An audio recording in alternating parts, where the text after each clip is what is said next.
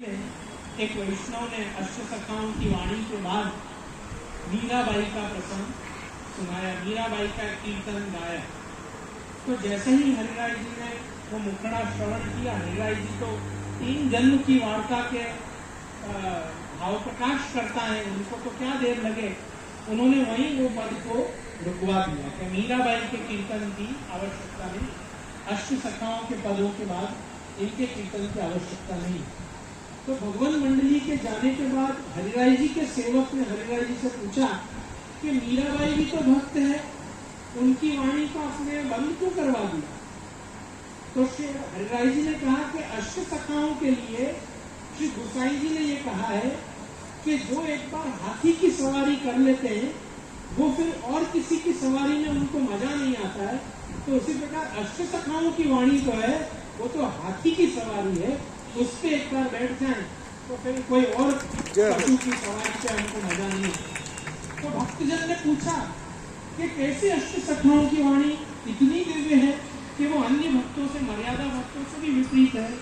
तो श्री हरिराय जी ने वहाँ एक ब्रजभाषा पद्य कहा, बहुत ध्यान से श्रवण करिएगा कि देखो भाई, अष्टसखाओं का सिद्धांत तो ऐसा है कि हम जो गावत करत हैं सोई श्री गिरधर लाल, और श्री गिरधर लाल जो करत हैं हम गावत तत्काल। श्री हरिराय जी ने आज्ञा की कि अष्टसखाओं की वाणी कोई मन में आए हुए प्रेमाल ठाकुर जी के प्रति भाव मात्र नहीं है, जो जो उनने गाया वो ठाकुर जी ने करके दिखाया, और जो जो ठाकुर जी करते चले गए वो तत्काल उसको गाते चले गए।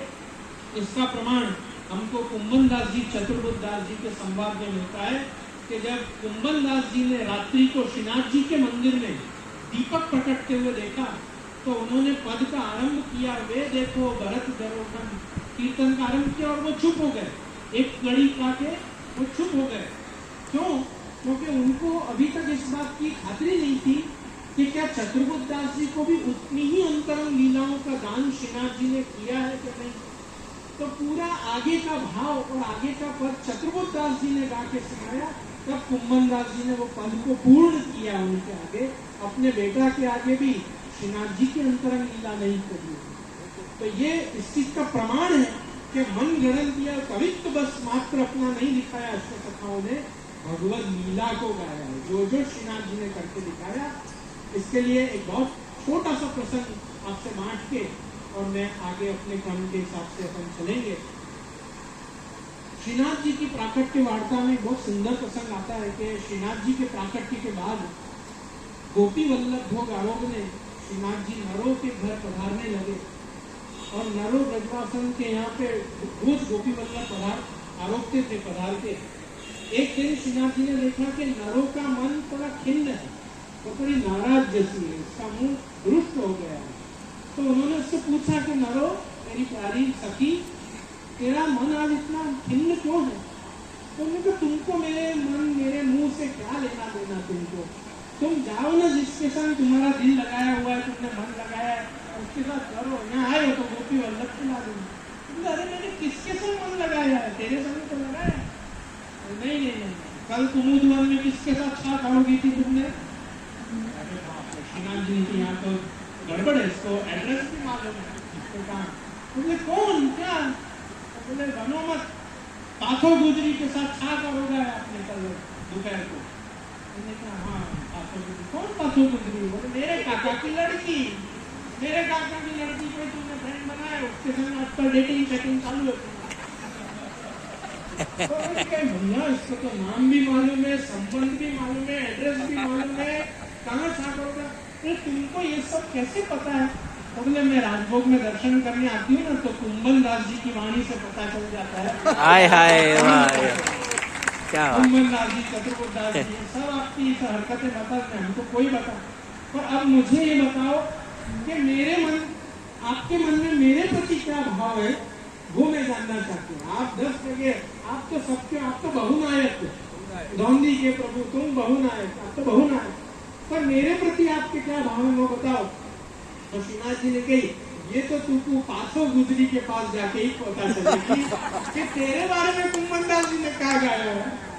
तो इसलिए अपन को वैष्णव को एक दूसरे से, चाहे वो सुहावे कि नहीं सुहावे, जय श्री कृष्ण और प्रेमाल संबंध बनाए रखना, क्योंकि अपने रहस्य उसके पास पता चलेंगे जैसे उसके रहस्य श्रीनाथ जी अष्टसखा अपने पास थे।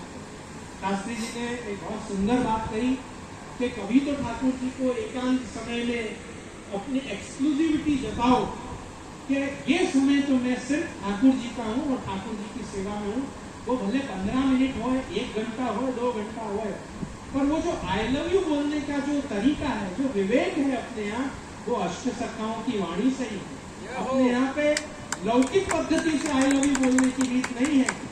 ये तो ही नैनन ही मैं राखूं आदि विशेष भिलग आदि के पदों से अपने मन की गति सखाओं की वाणी से बताने का विवेक है, ताकि कुछ अनधिकार चेष्टा भी हो जाए तो ये सब बातें मैंने थोड़ी की, ये तो आपके सखाओं की वाणी है। और अगर अपने लॉटरी लग जाए तो फिर क्या बात है, वो फिर तो अपने मन के भी भाव वही है। तो ठाकुर जी के मन को अपन सुहावे, अपनी वाणी सुहावे। इसलिए देखो, सखाओं की वाणी का कोई बुरा नहीं मानता। आज अपन को किसी को गाली देनी हो तो भरपूर कहना कि तुम बेकार आदमी हो, तुम फालतू आदमी हो, कुछ काम के लिए हो, ये नहीं, ये मैं नहीं कह रहा हूँ, तुम्हारा दोस्त के मुख से मैं सुन के आया, तो सारा टोपला दोस्त के ऊपर होता है। तो ऐसे ही तारे प्यारे रत्नारे भंवरा वदन कमल के लोभी आदि अनेक गालियां जितना तुमको है कि जैसे फलाने वैष्णव पे कृपा करते हो, मेरे पे क्यों नहीं करते हो, इस बात की खुन्नस भड़ास तो हर वैष्णव को होती है, हर वल्लभी को होती है।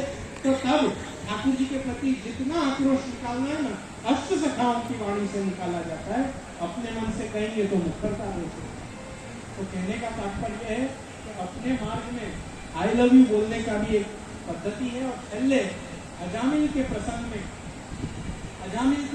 में जब अजामिल का प्रसंग पूरा होता है तब परीक्षित राजा सुखदेव जी से प्रश्न करते हैं, क्योंकि परीक्षित राजा यहाँ जीव का प्रतिनिधित्व कर रहे हैं। तो वो प्रश्न करते हैं कि भाई अंतिम समय में नाम ले लें तो अच्छी गति होती है, भगवत दान मिलता है, यही सिस्टम है ना। तो हम पूरी जिंदगी लड़ाड़गिरी करें और अंतिम समय में नाम ले लें तो काम बन जाएगा। फिर क्या तो पूरी जिंदगी भगवत सेवा ने मनोरथ लिखा, उन्हें पैसा खर्च होंगे, 1 महीना वो संताप में रहो कि ये महीना हमने वो मनोरथ में भी तो राशि दी है, तो खर्चा वहाँ ज्यादा हो गया है, वहाँ 10 चक्कर भी लगाए, रिक्शा भी करके जाना पड़ता है, हवेली में वहाँ सप्ताह भी चल रही, कथा भी चल रही, ये भी चल रही है। अंत तो तुम्हारा तन मन धन सब तुमने ठाकुर जी ने जोड़ रखा है, ये सब की क्या जरूरत है, सब मत करो, सीधे अंतिम समय में मान ले लेना नारायण गोपाल कृष्ण जो भी आया। तो सुखदेव जी ने कहा कि बेटा ऐसा होता नहीं है, जो चीज में चित्त वृत्ति पूरे जीवन काल रहती है, अंत समय में भी नाम उसी का आता है, ये भी एक भगवत सिद्धांत है। इसीलिए वो लालची वणिक का एक जोक आता है ना कि उसका अंतिम समय आया तो उसने बोला कि भाई सब बेटा आ गए, सब बहू आ गए। तो उसने कहा जब सब बेटा बहू आ गए तो दुकान पे कौन बैठा वहां से तो संभालो वहां में, तो उनका दुकान में चित्त है तो उनका अगला जन्म में दुकान नहीं होगा। तुम कृष्ण में चित्त रखो तो कृष्ण का सामिप्य प्राप्त होगा, जीवन भर जो काम किया होगा वही अंतिम समय में नाम याद आएगा। अगर जीवन भर सेवा मनोरथ भगवत कथा श्रवण सत्संग किया होगा तो अंतिम समय में या तो सत्संग याद आएगा, या मनोरथ याद आएगा, या वल्लभपुर याद आएगा, या शास्त्री की बात याद आएगी, या भगवदियों का संग याद आएगा, कुछ तो याद आएगा। इसलिए जीवन भर करने का यही विषय है, 7 दिन नहीं, ये जीवन भर का विषय है।